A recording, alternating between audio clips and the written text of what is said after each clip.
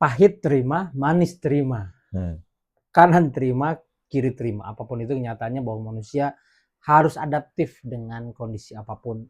Tapi yang kadang bingung bagaimana caranya ketika menerima yang pahit. Kadang-kadang kita sedih, menerima yang manis kita bahagia. Kadang tadi kata Kang Agun, padahal dua-duanya diberi ringan. Artinya kita harus ketawa juga harus sedih. Jangan-jangan dikira orang nanti kita gila. Ini yang memang harus kita treatment, bagaimana kita bisa beradaptasi dengan semua itu dengan diterima ya Kang. Caranya latihan 1 hari dalam 1 minggu, jangan bertanya tentang apapun. 1 hari dalam 1 minggu aja, jangan bertanya apapun. Jangan bertanya kenapa kok ini begini. Ke siapa? Kepada diri sendiri dan kepada di luar dirinya. Mungkin. Ya justru itu kuncinya kalau mau. Jadi misalkan gini, pagi-pagi tiba-tiba ada telepon yang tidak mengenakan, jangan ditanyakan kenapa kok begini tiba-tiba ini orang marah-marah. Udah lepaskan aja semuanya. Nggak mungkin. Ya kalau nggak mungkin ada mental block, ya pasti nggak mungkin. Bukan, maksudnya otak kita tuh selalu bertanya. Makanya otak itu kayak software, kalau kepenuhan dia hang. Makanya harus di recharge gitu, recharging. Recharge-nya? Ya gitu, jangan bertanya. Tiba-tiba anak kan bilang dia bekerja sendiri. Iya justru itu kita harus mengendalikan. Tiba-tiba anak 2 hari 2 malam nggak balik, ya biarin aja. Iya kalau itu mah bisa. Tapi tiba-tiba semuanya ada mobil belok kiri aja bertanya deh kenapa belok kiri, tanpa sadar dia akan begitu kan. Iya makanya kita harus bisa mengendalikan pikiran kita, karena pikiran kita itu kalau tidak dikendalikan disebutnya apa, thinking monkey ya, atau monkey thinking, saya lupa istilahnya. Dalam istilah psikologi loncat-loncat gitu. Contoh gitu, menit ke-1 dia pikir aduh saya pengen makan seblak gitu, tiba-tiba menit ke-10 kawannya datang, nggak bakso yuk, pengen bakso. Terus muter-muter, akhirnya semuanya tidak terjadi, yang jadi makan nasi kuning. Gitu. Ini kejadian. Kalau saya dulu mahasiswa suka gitu kan. Jadi kalau ngabring nih banyak kan 10 orang atau 5 orang. Itu dari ujung di Jatinangor nih saya. Dari ujung kampus sampai ke ujung itu mau makan nggak jadi karena kesini nggak jadi, ke situ nggak jadi, kesini nggak jadi. Ya kita harus berhenti gitu. Sebelum berangkat saya pengen nasi kuning, udah nasi kuning aja. Ada samping kiri kanan yang kelihatannya bakal lebih enak juga, udah abaikan saja. Ini ilmu yang saya juga baru dapat nih, bahwa 1 hari dalam seminggu tidak boleh bertanya apapun. Iya. Berat Kang. Enggak. Nah kalau 1 hari dalam 1 minggu tidak bisa, 12 jam dalam 1 minggu. Kalau berat juga 4 jam aja dalam 1 minggu. Artinya bertahap. Bertahap. Nah, terkait dengan adaptif tadi, bahwa manusia juga dalam adaptasinya bertahap, betul nggak sih? Iya, bertahap. Ya anak SD kan cara beradaptasinya berbeda dengan anak SMA, pasti bertahap. Bertahap ya? Bertahap. Dalam kondisi apapun. Dalam kondisi apapun. Sakit hati dia akan sakit awal. Iya. Awalnya takut kan sama hantu, sama genderuwo gitu. Kalau sudah ketemu jadi nggak takut kan gitu. Awalnya takut menghadapi sebuah perkara yang besar, tapi ketika perkara besar itu tiba dan kita bisa mengatasinya, maka ketika ada peristiwa yang besar juga, persoalan yang besar juga, kita bisa mengatasinya karena sudah punya pengalaman. Katanya tadi pengalaman akan berbeda. Begini, ada orang punya anak 11. Iya. Ya kan? Harusnya kan kapok begitu melahirkan anak pertama susah. Enggak. Tapi kan melahirkan juga anak yang kedua. Terus saja begitu kan. Karena dia sudah punya pengalaman gitu. Itulah pentingnya the experience is the best teachers.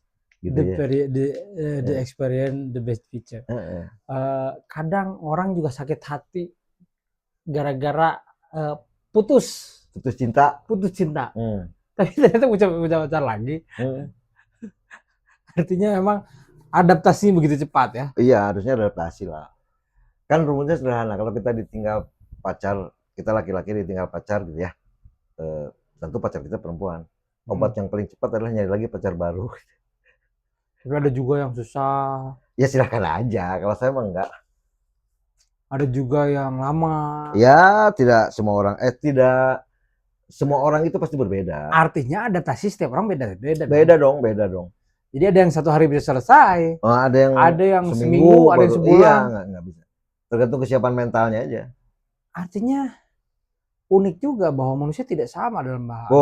Enggak sama. Bahkan yang kemar sekalipun tidak akan sama.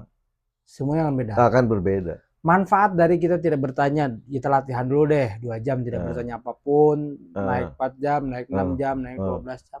Apa manfaatnya? Refreshing, ya otaknya suruh istirahat dulu. Biar seger lagi nanti. Kan cukup dengan istirahat. Fisik ya, dengan istirahat cukup. Tapi kalau otak kadang-kadang tidak bisa diistirahatkan kecuali kitanya sudah tahu Tapi cara. dengan mengendalikan otak juga dia lagi berpikir mengendalikan loh Kang, capek loh. Oh ya justru itu, makanya sudah amat capek kita berpikirnya terlalu banyak gitu. Makanya berhenti. Kan orang selalu bertanya gini, kenapa sih ini begini? Kenapa itu begitu? Kenapa sih ini sukses? Kenapa sih ini enggak? Kenapa sih ini kaya? Kenapa sih ini miskin? Kenapa sih ini pandai? Kenapa sih ini bodoh? Selalu berpikir begitu. Apa untungnya bagi kita? Karena punya keinginan. Iya kan mikir yang kayak gitu pun tidak perlu. Lebih baik jangan. Ya datang sendiri. Iya jangan. Coba kan sebetulnya kita sudah diberi pelajaran yang begitu banyak untuk tidak berpikir ya dalam kehidupan kita sehari-hari, tapi kita memaksakan diri untuk berpikir. Nggak pernah berpikir kan? Anda dilahirkan laki-laki, tidak pernah berpikir kan? Anda punya istri si X, tidak pernah berpikir kan? Punya anak usianya sampai sekarang, kan nggak pernah bertanya. Itu kan pelajaran bagi kita bahwa kita sebetulnya bisa tidak berpikir. Artinya menerima apapun saja. Sudah nggak usah dipikirkan kenapa begini, kenapa begini. Tapi itu kan lahir dari pemikiran kita, lahir dari cita-cita kita, dari angan kita. Kan pikiran itu seperti pisau, apa sih namanya tuh? Gergaji. Bukan. Pisau yang ke atas lancip, ke bawah lancip. Dua sisinya sama-sama lancip gitu. Enggak dipakai kita tidak jadi makhluk mulia, dipakai berlebihan, menyiksa sendiri, menyiksa kita sendiri, menyayat kita sendiri. Proporsional saja, nggak usah ribet lah. Kan jawabannya sederhana, kalau hitam putih ya. Kenapa ada koruptor? Ya karena ada orang yang baik. Kenapa ada malam? Ya karena ada siang. Kenapa jendela pagi-pagi harus dibuka? Ya karena sorenya ditutup.